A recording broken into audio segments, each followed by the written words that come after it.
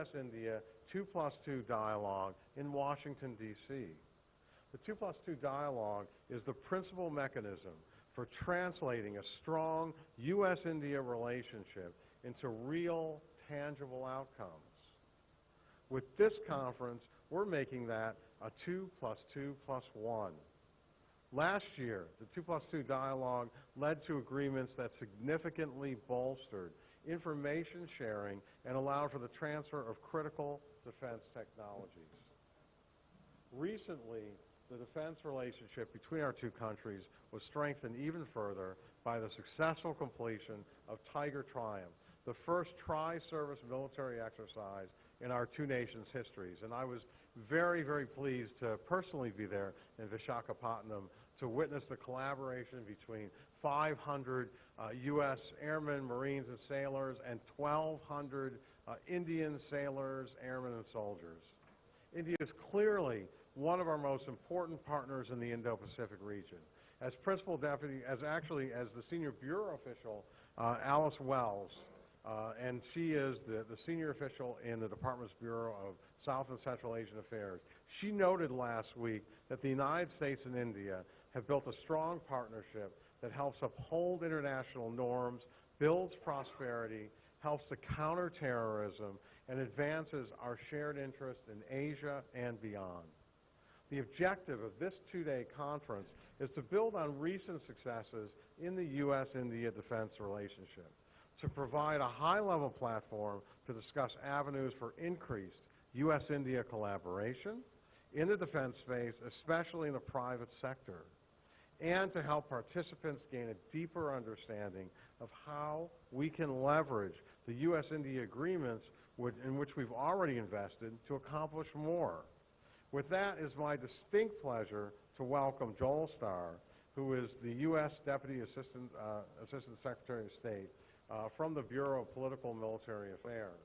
And I'm especially pleased to welcome him because it's great to have another Joel in the room, and it's also great to have another JAG who is a military attorney, because we both share that, and legislative background. So with that, please extend a warm welcome to Joel Starr. Thank you.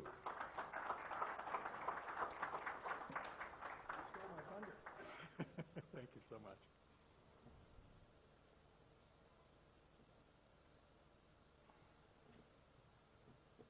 Well, thank you, Consul General Reckman, Joel.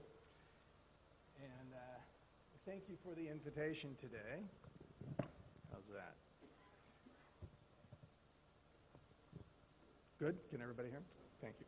Thank you for the invitation today to be here at the U.S.-India Defense Ties Conference, and it's a pleasure to speak to you today as the new Deputy Assistant Secretary for Regional Security in the Bureau of Political and Military Affairs, as we call it, the PM Bureau.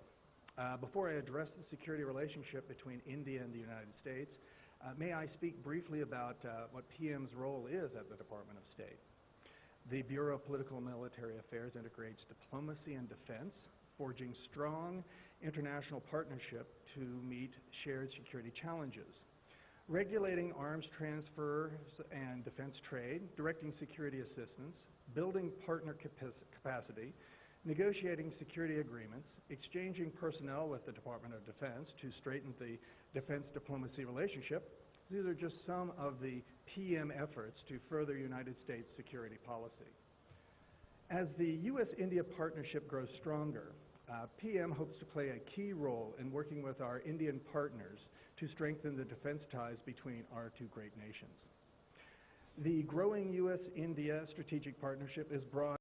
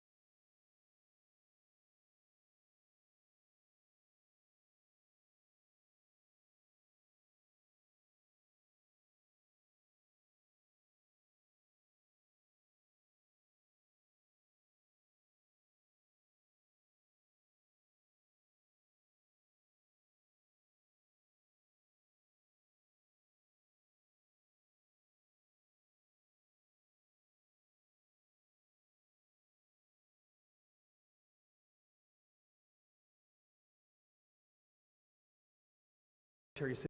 To this end, the United States government has enabled American companies to export more high technology items to India, including cutting-edge defense platforms like armed unmanned aerial vehicles and ballistic missile defense systems.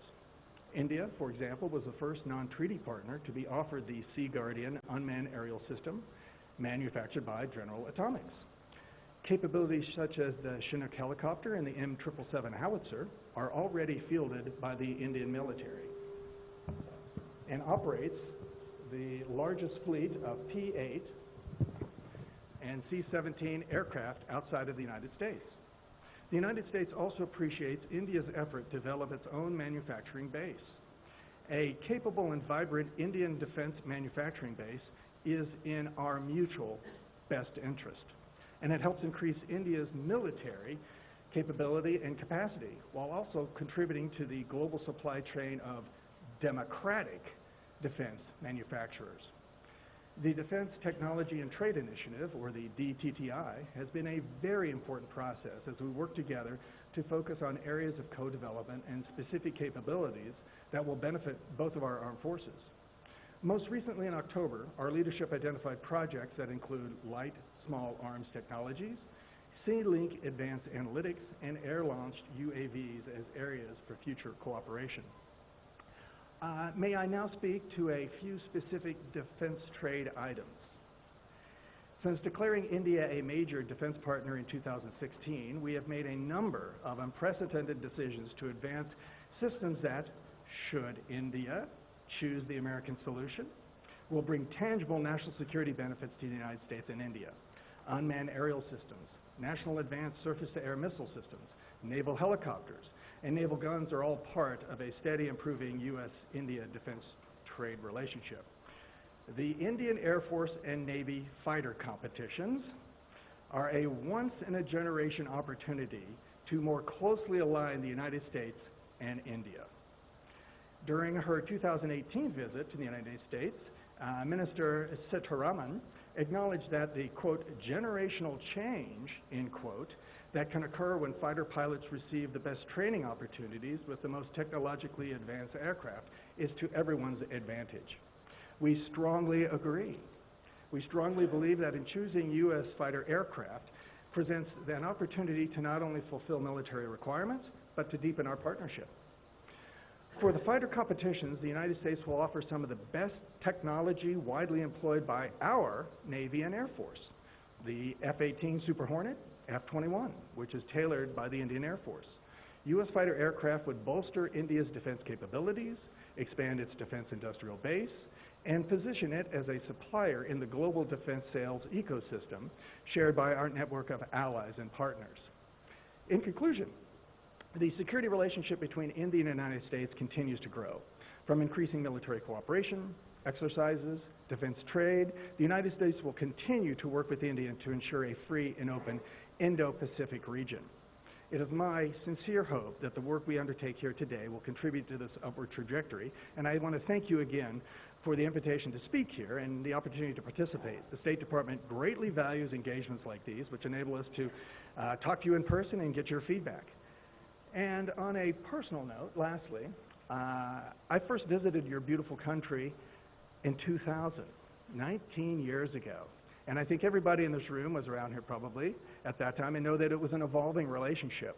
But I actually wanted to go back further, and so I was rereading Ambassador Kenneth Galbraith's book called Ambassador's Journal.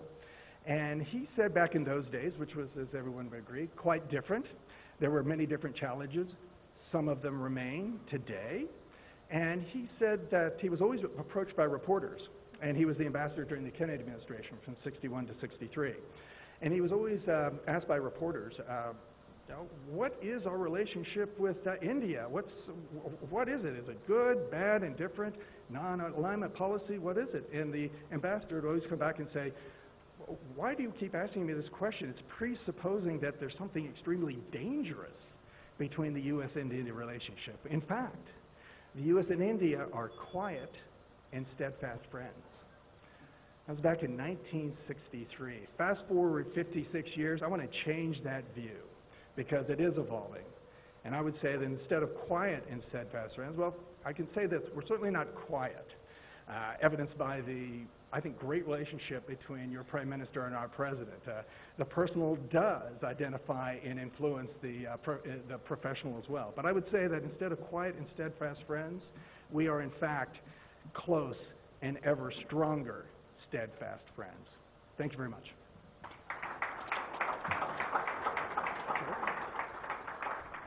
I turn it back over to Joel.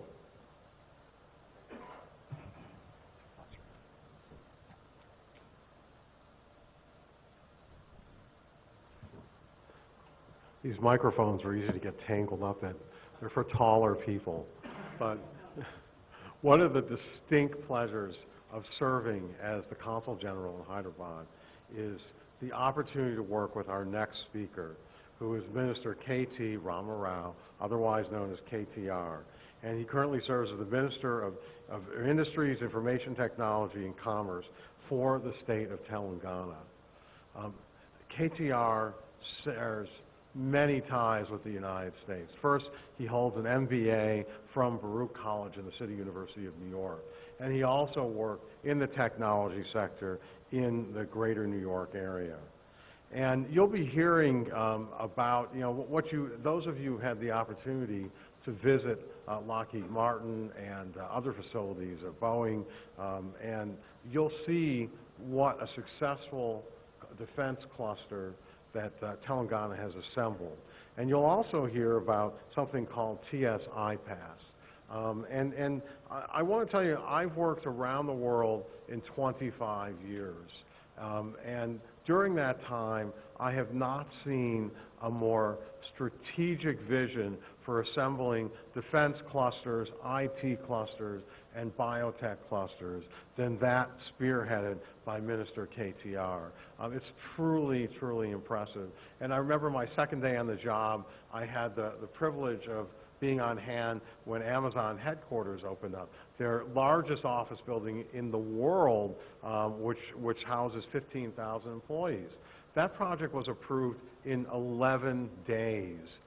That is a world-beating record. I also, a few weeks later, had the pleasure of being on hand for the opening of Micron Technology's new headquarters.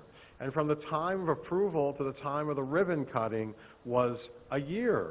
So this really is a testament to the effectiveness of Minister KTR.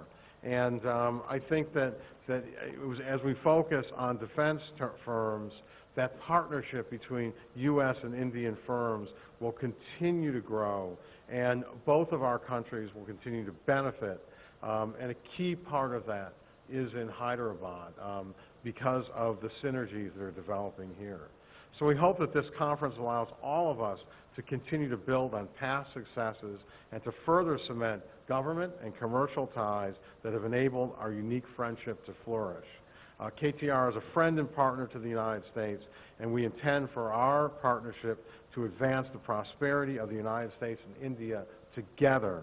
So without further ado, it's my distinct pleasure to invite Minister KTR.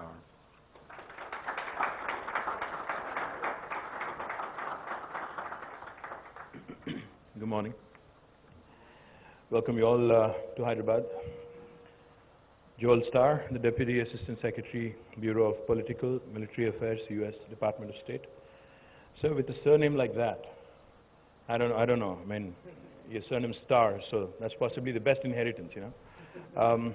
Joel Reifman, the Consul General, U.S. Consulate in Hyderabad. I'm glad you've chosen Hyderabad, for this event.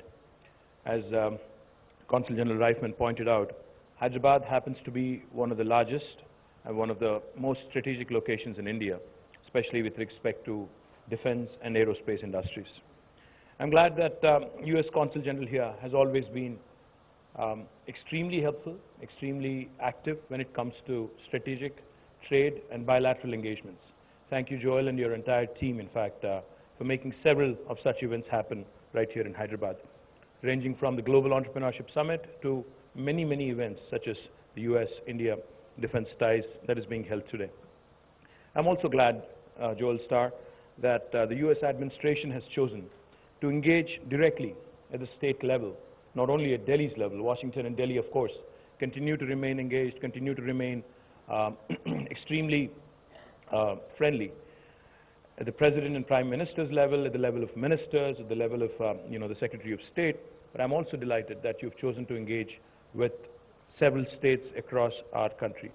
This I believe is extremely important in strengthening not just a larger policy level engagement at the capital level, but also defense manufacturing capacity building, which are already existing in several locations, both in India and also in the United States. India is a federal country, a federal republic, as we all know, and has a lot of progressive states which offer the best ecosystem for industrial partnerships, and Telangana, of course, I would like to believe, leads from the front. As many of you may be aware, Telangana is the fastest growing state in India, almost with a 14% GSDP growth rate as of 2018 and 19. This year, we may have slowed down a bit, but I think good times are right around the corner. Telangana is also the top state in India when it comes to the ease of doing business rankings given jointly by the World Bank and the Government of India. We've topped the charts 2 years in a row. And as Consul General Reifman pointed out, our unique industrial policy, called it the TS I-PASS, is rated among one of the best in the country. In fact, I have to share with you a story with respect to TS I-PASS. We've launched it 5 years back, and as part of my job, I travel the world. I also traveled to the United States a couple of times. And when I met with one of the chairmen of the largest consulting companies in the world, KPMG, this was about 3 years ago. And when I explained to him the salient features of the TS I-PASS, and when I told him a defense company coming in from the United States into India, and specifically to Telangana, will not require any clearance from the government. If they have a piece of land, they can start construction on day one, start constructing their factory on day one. And when I told him that this process is called self-certification, he was amused.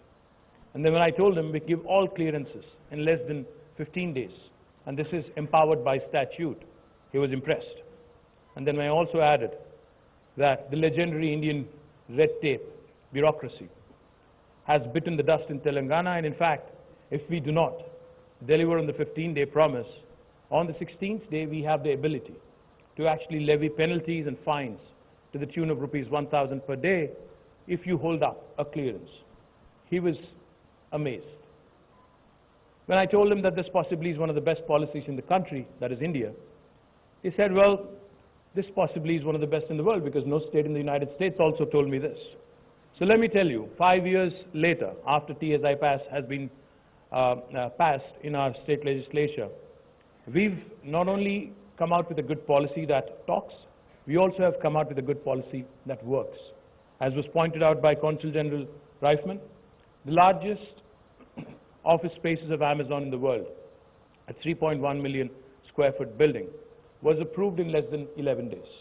And as was also pointed out by Consul General Reifman, Micron Technologies, when they were looking for a strategic location to set up their research and development and engineering center of excellence, it was all done, from scratch to finish in less than a year.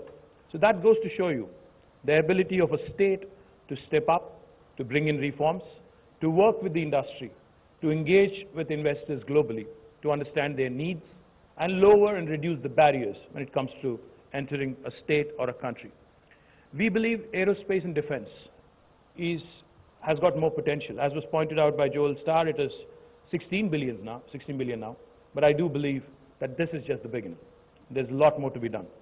As part of that, let me also bring you up to speed on the strength of Hyderabad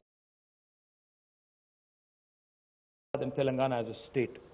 Hyderabad has historically been a very strong defense manufacturing ecosystem, with more than a dozen DRDO labs, which is what India's national defense labs, and a lot of defense PSU establishments set up here decades ago. We also have, as a result of these labs, a strong private sector industry with more than 25 large companies and more than 1,000 MSMEs in aerospace and defense sector. Aerospace and defense ecosystem in Telangana has witnessed unprecedented growth in the past 5 years. The role of US OEMs in developing the aerospace and defense industry in Hyderabad is extremely significant. In a short span of time, the state ecosystem has attracted large investments from United States OEMs such as Lockheed Martin, Boeing, GE, Pratt & Whitney, Honeywell, Collins Aerospace, etc. For example, Lockheed Martin first started manufacturing the C-130 empennages from Hyderabad. Their entire factory, I'm told, was built in 11 months and production started in about 13 months. They found the ease of establishing their factory in Hyderabad much smoother and faster than any of their other production sites across the world. Today, the fuselage of US presidential helicopters, Sikorsky, are made in Hyderabad. Lockheed had recently started the production of F-16 wings from Hyderabad, subject to correction, of course. I see William looking at me. Tata Lockheed Martin is looking at doubling its capacity and expanding further in Hyderabad. The fact that Lockheed chose to bring such prestigious projects one after another in close succession indicate the confidence they have in the ecosystem in India and more particularly in Hyderabad and in Telangana. Another aspect to highlight is that the entire manufacturing is export oriented. So it's not just make in India, for India's needs, but this is making in India for the world, which is where I think this ecosystem and this industry has a lot to offer. It is not just the current manufacturing in Hyderabad is not just linked to any offset or supply to Indian forces. This shows that Hyderabad has evolved as a preferred low-cost manufacturing ecosystem for global production. The real Make in India and defense programs successfully demonstrated by Lockheed has attracted several other US OEMs, such as Boeing, to establish their factories in Hyderabad. Aerostructures for Apache, Boeing Apache, attack helicopters and Chinook helicopters are built and exported from Hyderabad.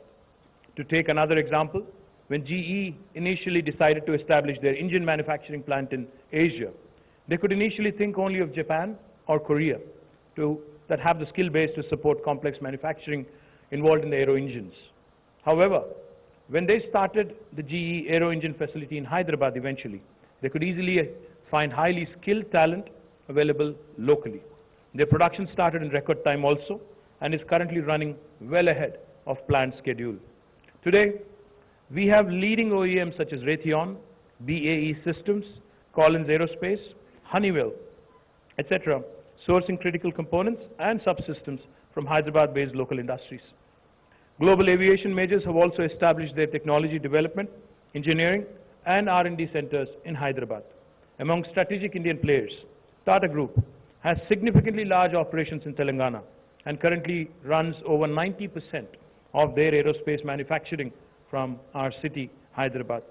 Other leading defense majors such as the Adani Group and Kalyani Group also have established their various aerospace and defense projects in Telangana. In terms of infrastructure, we have 4 dedicated aerospace parks in Hyderabad and 50 general engineering parks which are provided with high quality infrastructure for precision and engineering industry. We have in Adibutla an aerospace SEZ which has come out to be a strong cluster, which has emerged into a strong cluster. Also in Nadargul Aerospace Park and in the GMR Aerospace SEZ which is attached to the Hyderabad International Airport, and also Adani Aerospace Park which has come up recently. A large number of aerospace and defense firms are also operating from the various electronics manufacturing clusters, hardware parks, technology parks, and SEZs catering to the aerospace and defense sector. We are creating 2 more aerospace and defense parks to meet the increasing demand in our state. Let me also remind you that skilled workforce is an extremely important component of this industry, of this high-tech industry. Availability of abundant supply of highly skilled and industry-ready workforce has been a significant differentiator for Hyderabad. To make world-class skilling accessible at affordable rates, the state government has partnered with global institutions such as Embry-Riddle Aeronautical University, Cranfield University, and Aerocampus Aquitaine to offer need-based aerospace and defense certification courses in Hyderabad at relatively affordable cost. Training support for new industries is also provided through state-run skilling agency called as the TASK, Telangana Academy for Skill and Knowledge. The government is also planning to establish a world-class aerospace university in Telangana very shortly. I invite US defense majors and their training partners to be part of this initiative to create a large pool of skilled manpower for your own factories as well as for your local supply chain partners. Government of Telangana has also focused on innovation in a big way and has established several novel institutions to support innovation and startup ecosystems catering to major sectors including aerospace and defense. T-Hub is India's largest technology incubator, which is a state government initiative. T-Hub has partnered with leading US OEMs such as Boeing, Pratt & Whitney, Collins Aerospace, etc., to promote and accelerate innovation in aerospace and defense industry. Boeing Horizon X and Boeing Build programs both were jointly hosted by T-Hub and Boeing. Government of Telangana is also coming up with T-Works, India's largest prototyping center for electronics, electromechanical and mechanical startups. In fact, recently T-Works has test fired an indigenously made UAV for Indian needs and for the growing needs of our industry. With cutting-edge infrastructure and spread over 250,000 square feet of space, T-Works can facilitate more homegrown aerospace and defense hardware startups. State government has also launched what is called as RICH, the Research and Innovation Circle of Hyderabad, for bringing research work from top scientific research institutions such as the defense labs and PSUs also to market. Aerospace and defense, of course, is a priority sector for Research and Innovation Circle of Hyderabad.